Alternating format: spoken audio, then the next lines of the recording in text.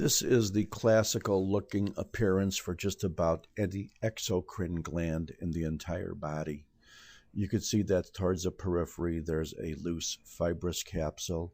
You can see that the gland itself is separated into these lobules by strands of connective tissue, some of which are a little bit thicker than others. You could see in this particular case, probably as an incidental finding, that there's also a small lymph node within the body of this particular exocrine gland, because it seems to have the follicles orientated towards the external cortex, and then you have more sinuses here oriented towards the medulla.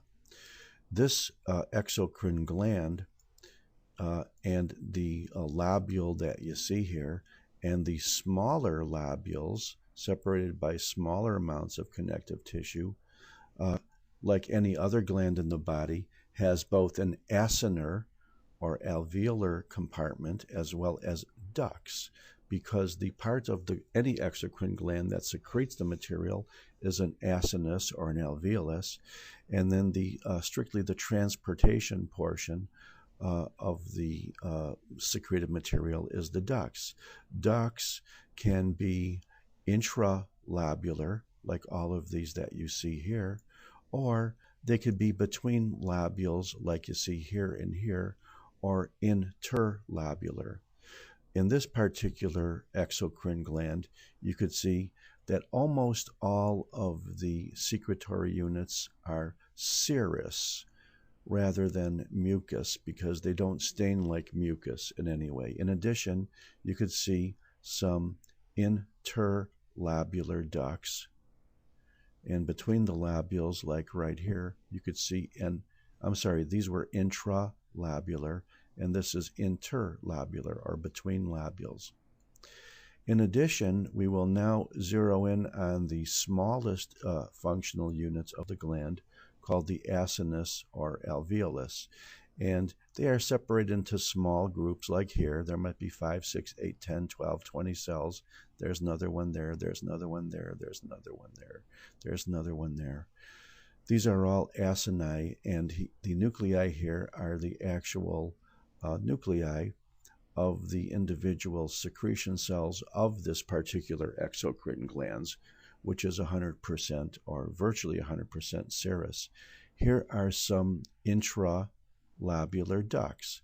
In this particular organ, which is the parotid gland, one of the salivary glands, in fact the only salivary gland that's 100% serous, the intralabular ducts, intralabular, can appear to have a very more thickened, brighter, slightly streaked cytoplasm, and they are called striated ducts.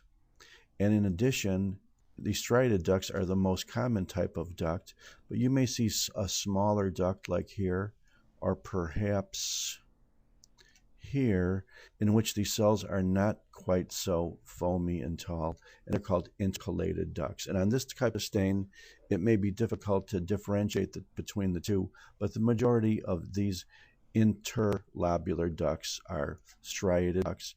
And I wish I could go higher power, because if you look closely, you see these little striations here out in the cytoplasm, like here and here.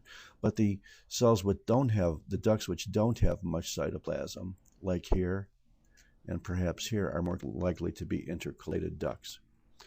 And once again, you can see that you have these strands of connective tissue separating or defining lobules, and they get bigger and bigger. And sometimes you'll see a duct that's completely within one of these fibrous septae, and it's definitely not within the lobule, so it has to be interlabular, or interlabular, INTER-labular, and that's what this is. This would be almost virtually unidentifiable from a pancreas, believe it or not, except for a couple of minor features. The most obvious one is that there are absolutely no islets of Langerhans within the parotid gland.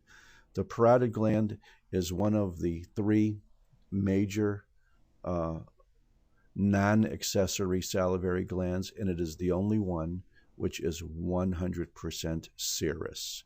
Thank you very much.